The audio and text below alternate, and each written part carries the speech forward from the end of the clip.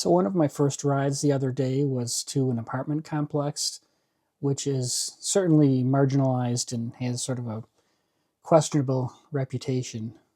Um, I've been there several times before, so again, I'm not really that concerned about going there during the daytime. In the mornings, it's not really a worry for me. I understand that people need to get from point A to point B, so they're not really going to mess with me.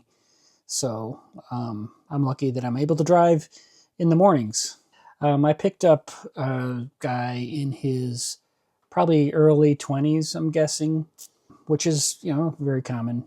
And I noticed pretty much right away that he had the not so faint aroma of marijuana on his person. So if that happens, it's not really a big deal to me. It's actually becoming more and more common.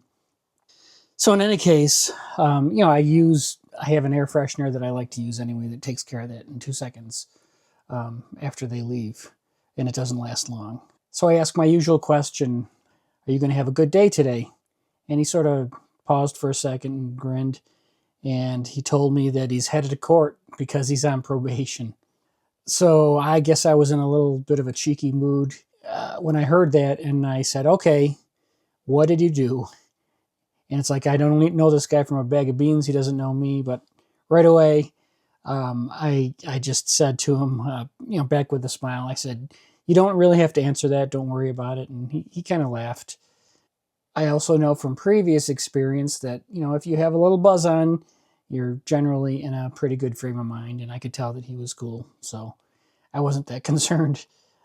So again, he smiled and we just had a light conversation on the way there. And I told him, if I have any advice that he could use, please let the court know that he takes pride in leading a very boring life. Because boring, to me, is the new exciting, and I thought that might come in handy, especially if you're on probation and you need to convince a judge that you're cool. As I'm driving throughout the day, I lead the life of a 60-plus-year-old person, and I have NPR on pretty much the whole time. I usually leave it on in the background for news and interviews or whatever's going on. So on this particular ride, a story came on about a bombing that occurred. I'm not sure exactly where, but it was attributed to Muslims. So I'm thinking, geez, this is not ideal timing. The last thing I want is for a passenger to feel uncomfortable because of what's coming through the radio, especially since the passenger I just picked up was a woman in her early 20s who was clearly a Muslim. So I decided I'd change the channel to some classical music, put on something a little bit more neutral. It makes me wonder sometimes about the timing of these things happening. I hear the story on the radio, this woman's in the back of my car. It was a good lesson, I suppose, on how quickly to change the channel. So I dropped her off at the airport, and hopefully she got on her plane safely and didn't give me another thought. One of the things that I've learned over the years working with customers and people in general is that it's really important to develop a sense of listening, and I think that really came in handy in this particular ride.